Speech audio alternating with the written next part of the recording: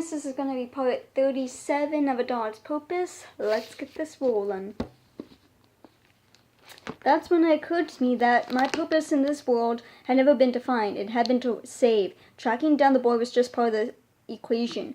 When I lived with Jacob, he harbored the same dark feeling inside. But when I saw him later, when Maya and I were doing school, he had a family, a child and a mate. And when he was happy the same way that Ethan used to be when he and Hannah sat on the front porch and giggling with each other. For Ethan to be rescued, he had to have a family. He needed a woman and to have a baby with her. Then he would be happy. The next morning, while Ethan worked the dirt, I tried down the driveway out into the road. Though the goat ranger's gone, I learned new scent markings on my car rides, so that finding my way into the town was as easy as touring the back areas of the farm. Once in town, I quickly located the dog part, though I was disappointed Claire was nowhere found. I wrestled with some dogs in the yard, no longer afraid of being spotted by police. I was Ethan's dog now. I was a good dog. I had a collar. My name was Buddy. Late that afternoon, Claire came bounding up to me, thrilled to see that I was back in the park. As we played, I luxuriated in Hannah's scent, fresh and strong throughout Claire's fur. Well, hello, doggy. I haven't seen you in a while.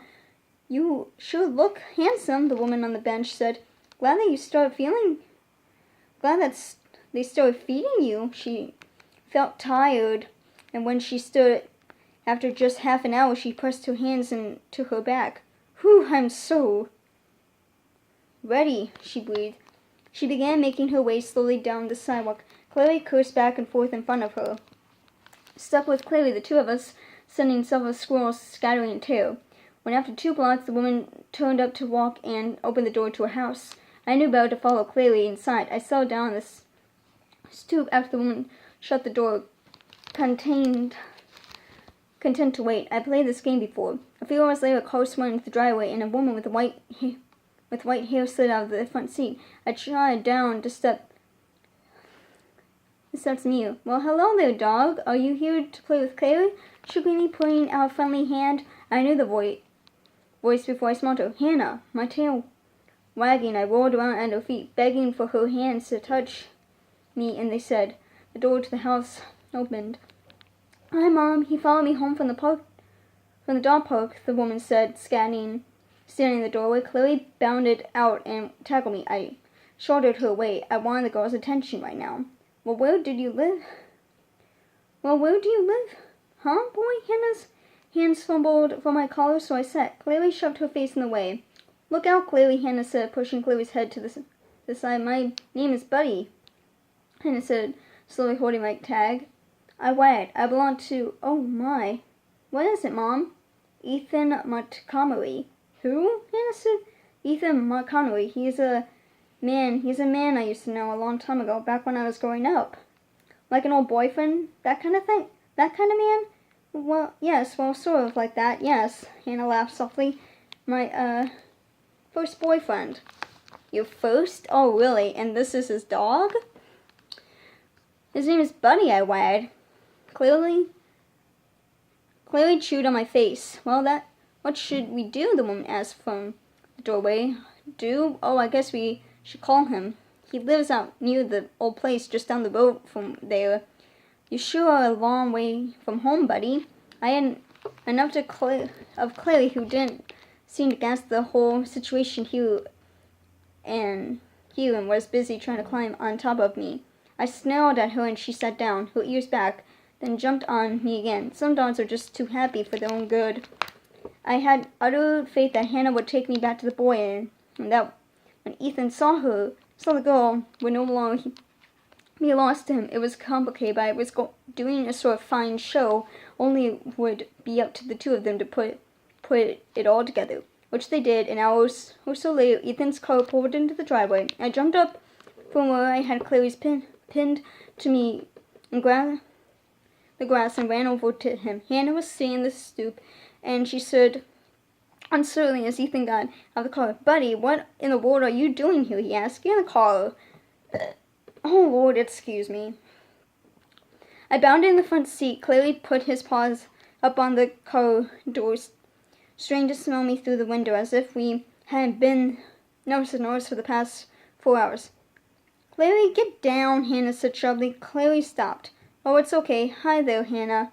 Hi, Ethan. They stared at each other a minute, and then Hannah laughed awkwardly, then hugged, their faces coming together briefly. I have no idea how this happened, the boy said. Well, your dog was in the park, and my daughter Rachel goes there every afternoon. She's a week overdue, and the doctor wants her to spend a little time on her feet every day. She'd do jumping jacks if it would help. Hannah felt nervous to me, but it was nothing like what was happening to Ethan. His heart was pounding so hard I could hear it in his breath. The emotions coming off him were strong and confusing. That's what I don't understand. I wasn't in town. Buddy must have gone all that way by himself. I have no idea what would make him do such a thing. Well, Hannah said. They stood there looking at each other. Would you like to come in? She finally asked. Oh, no, I need to get back. Okay, then. There was more standing. Clary yawned, sitting down to scratch herself, obviously to the tension between the two people. I was going to call you when I heard about Matthew. I'm so sorry for your loss, Ethan said. Thank you, Hannah replied. That was 15 years ago. Ethan, long time. I didn't realize it happened so long. Yes. So you're visiting with the baby? Oh no, I live here now. You do? Ethan seemed startled by something, but as I looked around, I saw something surprising. It's a squirrel had come down the tree and was digging around in the grass a few houses down. Clary was looking the wrong way.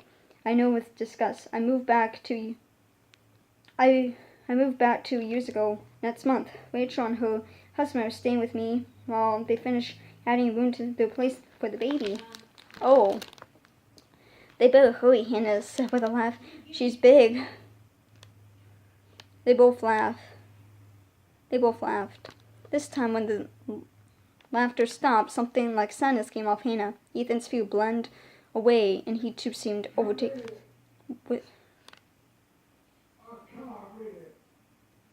Sorry, my dad is fighting with the caretaker at the moment. Hey, now let me shut the door really quickly. I'm so sorry.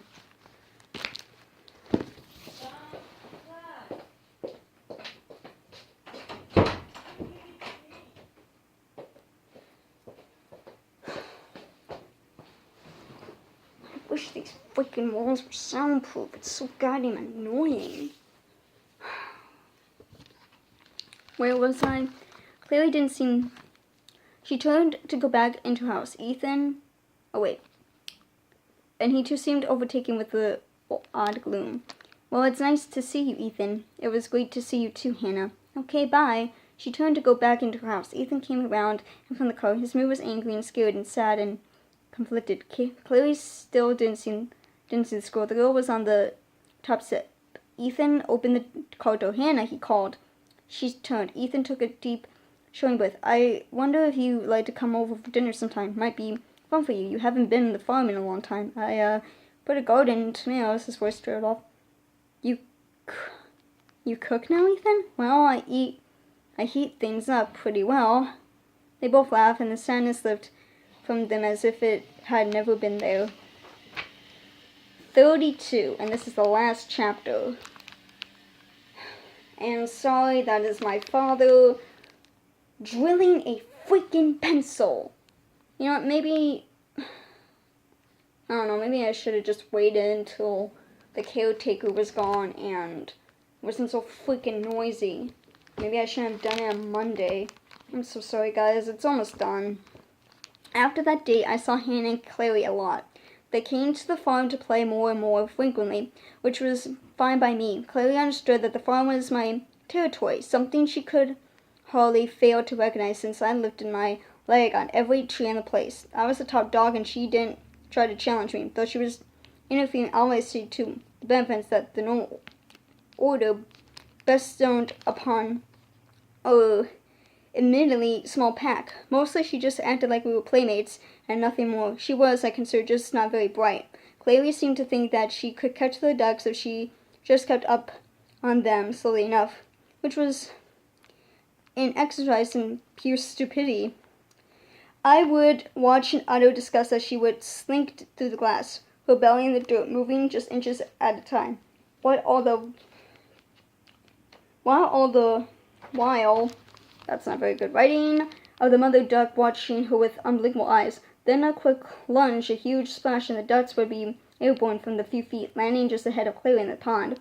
She swam for about 50 minutes, working so hard her body would nearly be lifted out of the water, and would bark in frustration whenever she felt that she was within biting distance, and the ducks flapped their wings and jumped through the air as few feet out ahead. When Clary finally gave up, the ducks would determinedly swim after her, squatting. Sometimes Clary would spin around and head back out, thinking she had the ducks fooled. I had no patience with any of it. Ethan and I occasionally went to Clary's house too, but this wasn't as fun as all there was to do was play in the backyard. The next summer, dozens of people assembled at the farm, sitting folding chairs to watch me perform a trick I first performed with Maya and Al, which was to walk between the chairs at a slow, different pace.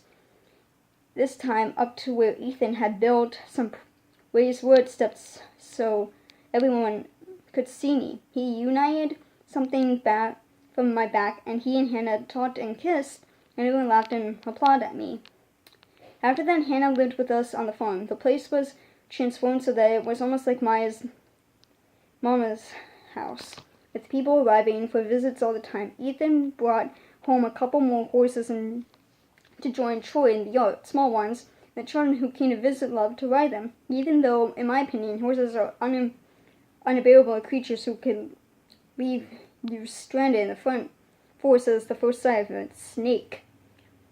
Clary's owner, Rachel, soon showed up with a tiny baby named Chase, a little boy who loved to climb on me and grab my fur and giggle. I lay still while this happened, just as I had when Maya and I did school. I was a good dog. Everyone said so. Hannah had 3 daughters, and each of them had children too. So that at any given time I might have more playmates than I could count. Then, when there was no visitors, Ethan and Hannah often sat out on the front porch holding hands while the evening air turned cool. I lay at their feet singing with commitment. The pain in my boy was gone, replaced by a serene, uplifting happiness. The children who came to visit called him Granddaddy, and each one made his heart soar when they did so. Hannah called him my love, and darling as well as just plain Ethan. About the only thing involving with the new arrangement was less than perfect. Was the fact that when Hannah started sleeping with Ethan, I was merely dismissed from the bed. At first I assumed this was a mistake. There was, after all, plenty of room for me between them, which was where I preferred to lie, but Ethan ordered me onto the floor, even though there was nothing wrong with the bed upstairs, and the girl could just as easily sleep there. In fact, when I performed my trick in the yard for all the people to see, Ethan had beds put in all the upstairs rooms, even Grandma's sewing room. But apparently none of them were good enough for Hannah. Just as tested, though, every single night I put my paws on the bed and slowly raised myself up like Claire, inching through the weeds toward the ducks, and every night Ethan and Hannah would laugh. "No, but you get down," Ethan would say. "You can't blame him for trying," Hannah often replied. When the snow fell, Hannah and Ethan would put a blanket over themselves and sit and talk in front of the fire. When it was Happy Thanksgiving or Merry Christmas, the house would be so full of life I often felt a dagger of being stepped on. I would have my pick of beds where the children were delighted to have me sleep with them. My favorite child was Rachel's boy, Chase, who reminded me of Ethan, the way he tugged me and loved me. When Chase stopped trying to walk on all fours like a dog and started running on 2 legs, he liked to explore the farm with me while Clary fiercely hunted ducks. I was a good dog. I had fulfilled my purpose. Lessons I had learned from being Fenwell had taught me how to escape and how to hide from people when it was necessary, serving for food from trash containers.